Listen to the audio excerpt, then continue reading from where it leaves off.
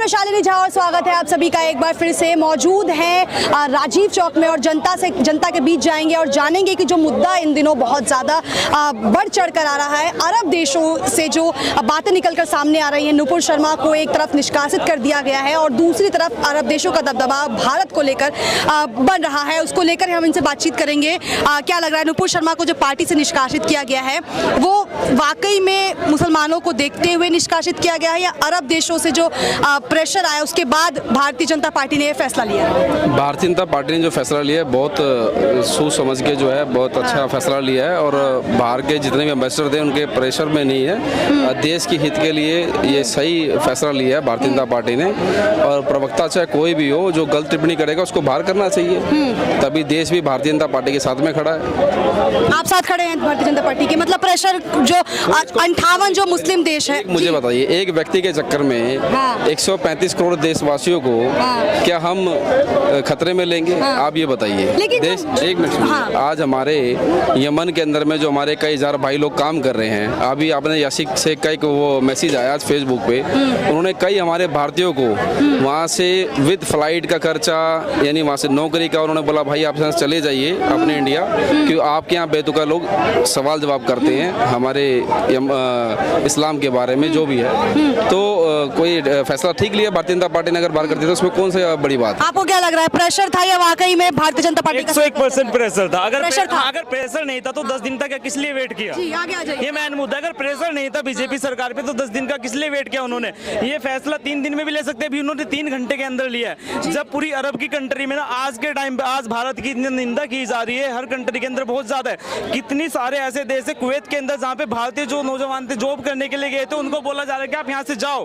अब एक बंदे के चक्कर में वहाँ से लोगों की नौकरी जा रही है। 101% ये उन्होंने जो फैसले प्रेशर में लिया, क्योंकि मोदी पे बात नहीं। ये धर्म के नाम की धर्म की अफीम कब तक चटाई जाएगी युवाओं को, मेरी समझ में नहीं। लेकिन मानना इन लोगों का है कि मुद्दे भटकाने की साजिश जो है वो इसलिए की जा रही है। आप सीधी सी बात समझिए, जब पहले इन्होंने, इनका हर महीने एक मुद्दा होता है। कभी इनके जो है राम मंदिर था, पहले राम मंदिर खत्म हुआ, फिर इनकी जो है पत्थरबाजी शुरू हो गई, फिर इनका एक नकाब शुरू हो गया, फिर एक स्कूटी वाली बाई आ गई। तो इनका तो जो है ये तो इनका ड्रामा है। आप लोग समझ नहीं रहे। मैं बता रहा हूँ अपने युवाओं साथियों को कि भाइयों 47 का दर्द हमारी जनरेशन के अंदर था, वो खत्म होने में पूरी जनरेशन खत्म हो गई। अब हमारे 8 साल 10 साल से ये जो युवाओं में हिंदू मुस्लिम और ये जो अल्लाह अकबर जय श्री राम का जो अफीम चटाई जा रही है, भाइयों इससे छूट जाओ, क्योंकि इससे कुछ मिलने वाला नहीं है। ये इससे मिलने वाला कुछ नहीं है। हम स्कूलों की बात नहीं कर रहे, हमारे रोजगार खत्म हो गए।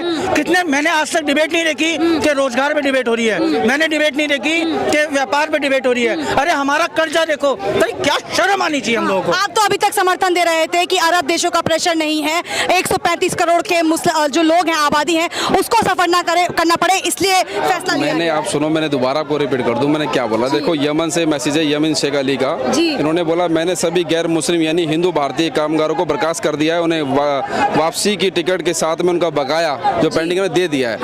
तो एक मिनट, उन्होंने इसलिए करा, जो नुपुर शर्मा का जो बयान था उसके आधार पे सब चीजें हो रही हैं। वो खराब बयान नहीं था। सुनो, बयान खराब था तभी तो उन्होंने करा ना।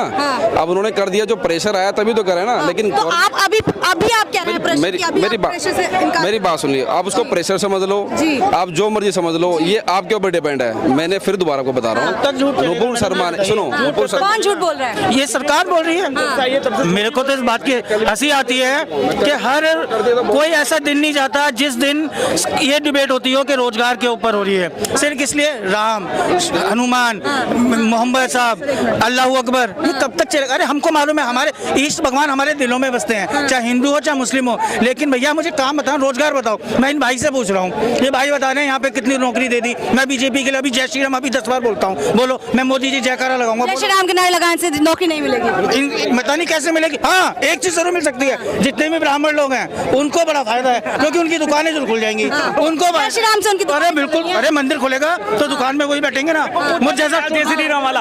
अभी कहीं भी मुद्दे की बात होती है, लोग आते पीछे से कान में चिल्लाते जय श्री राम, भारत माता की जय। जो बंदा दिल से भगवान को मानता है वो मन के अंदर मानता है। ऐसे चिल्लाने से ना भगवान वो नाराज हो जाएगा। आप उसको बदनाम। आप क्या कह रहे हैं? ये कह रहे हैं ब्राह्मण। एक बार बताइए, ब्राह्मण का इससे क्या लेना देना है? ऐसा मैं बता नहीं, रहा क्या लेना देना पहले है? सब सुनते जाइए। नहीं, आप किसी धर्म जाति के बारे में अभी तो बड़ा ज्ञान दे रहे थे, नौकरी नौकरी नौकरी। अब सीधा ब्राह्मण क्यों आ गया? पहले आप बताओ, ब्राह्मण क्यों आया? आप भी मुद्दे पे आइए ना। क्या मैं मुद्दे पे, मैंने बोला रोजगार के मुद्दे पे मैं बताता हूँ।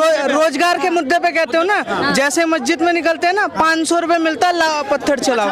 रोजगार दिया मोदी। ये आपके पास कैसे? ये आपके पास कौन सा डेटा है? अरे मैम, है ना मेरे पास, है मेरे पास। आपके पास कोई प्रूफ है सर? कोई प्रूफ है इस बात का? इनके पास, जैसे इन्होंने ब्राह्मण के बारे में बोला है, पहले अपना सब। आप क्या जवाब देना चाहेंगे? देखिए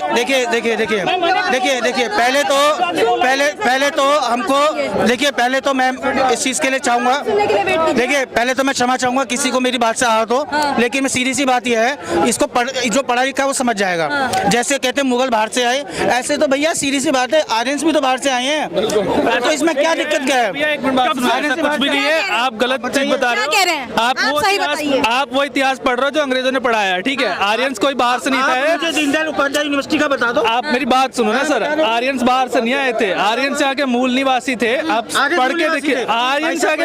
आप मुद्दे पे आइए। आप वही चीज पढ़ते हो, आप वही चीज बोलते हो जो ब्रिटिश बोलते हैं।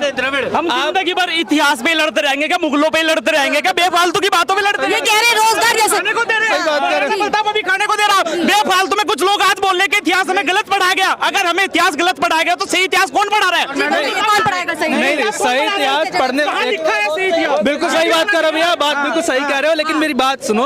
आपको अगर इतिहास पढ़ना है ना, पहले ये देखो इतिहास के यूनिवर्सिटी कितने हैं, अध्यापक कितने और विद्यार्थी कितने, कितने यूनिवर्सिटी। आपसे सवाल करते हैं, जो अरब देशों ने जो बॉयकॉट किया है भारतीय प्रोडक्ट्स को, ये प्रेशर था या भारतीय जनता पार्टी ने वाकई मुस्लिमों को जो आहत करने की बात की गई है उसको लेकर ये फैसला लिया?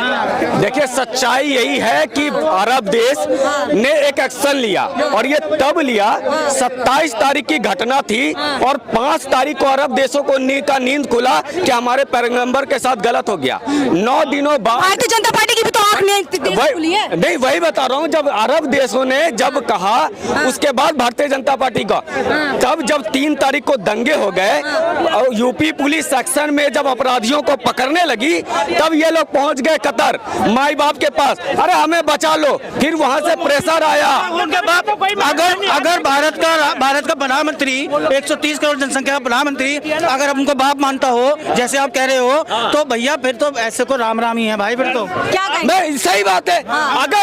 अगर कतर के बाद आया, आपके एम्बेसडर को बुलाया, आप भी उसके एम्बेसडर को बुला लेते और सीधे पूछ लेते, ये भारत का आंतरिक मामला है।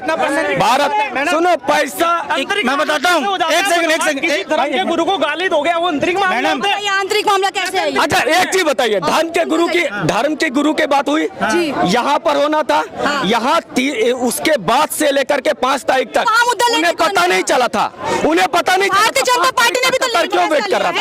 भारतीय जनता पार्टी को उसी दिन फैसला लेना चाहिए था। मैं तो खुल के कहता हूँ, अगर लेना था तो उस दिन, और उस दिन उसी डिबेट में प्रेशर था, उसी डिबेट में जिन मौलानाओं ने महादेव का भी अपमान किया था, उस पर भी एक्शन लेना चाहिए सरकार को, और आज उन्हें भी जेल में डाल।